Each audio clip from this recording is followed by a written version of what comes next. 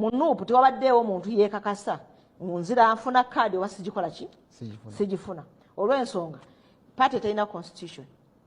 Leero mpuliriza bulungi Honorable Juliet Kakande omuzirangeye mukyala mugeye ddala afumba ewange naye muzirangeye yenna nsukusa kyova olaba njagala kutukwata mpola mpola oyogedde ebigambo wano naye nga bijjudde okwenkontana. Ekisookera ddala oli memba wa paalamenti wajjira ku tiketi ya NUP naye NUP ogitenda obutabana ssemateeka constitution kyokka mu ngeri y'emu okkiriza nti kyekibiina ekisinga amaanyi ku opposition naye ate ogamba tekirina ki ssemateeka kyokka nga kibiina kyo n'otagenda na mu maaso kunnyonnyola lwaki ogamba nti tekirina ssemateeka.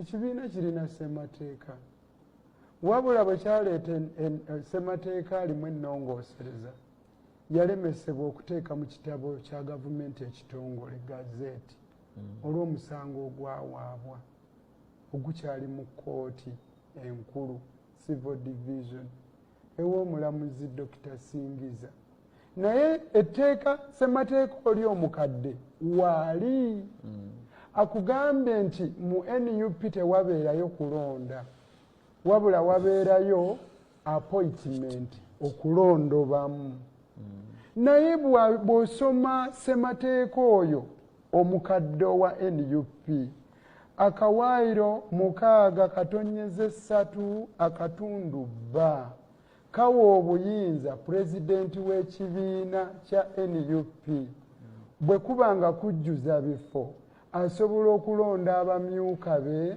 ne bakakasibwa bammemba ba NEC. Etteeka eryo bwe ligamba ye ssemateeka oyo. Ekirala bw'osoma etteeka eriyitibwa Political Parties and Organizations Act ligamba nti buli kibiina ky'ebyobufuzi bwe kiba kikola emirimu gyakyo kiteekwa okugoberera ze bayita democratic principles nga bwe kirambikiddwa mu kawaayiro ka 71 ne 72 mu ssemateeka waffe nga singa ekibiina tekigoberera nnono za demokrasiya olwo kiba kitegeeza nti Honorable Juliet Kakande atali mumativu asobola okuwakanya okusalawo okuba kukoleddwa ng'agenze mu kkooti n'etaputa. Kyokka abo abagamba nti nno nti tewali ssemateeka n'ebikolebwa tebigoberera nnono ya demokrasiya balonda mu ngeri etagoberera ssemateeka tebatambula gendawa mu kkooti. Mu demokrasiya ne consensus kitundu kwebyo ebigobererwa mu kusalawo consensus ne mukkiriziganya kitundu ku demokrasiya.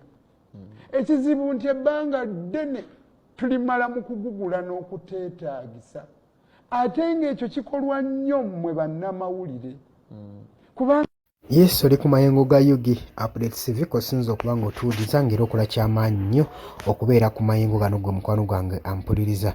Wabula gwagala otweyungako nagambye ddakira wansi awo waliwo ekigambo subscribe kikoneko ojja kuba ng'osola bulungi nnyo otweyungako ddala bulungi nnyo mukwano gwange ali yampuliriza.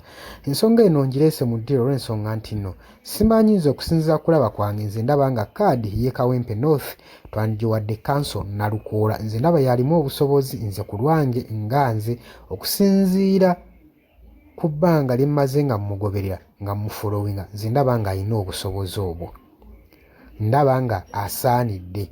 Simanyi mmwe bannange mulowooza ki?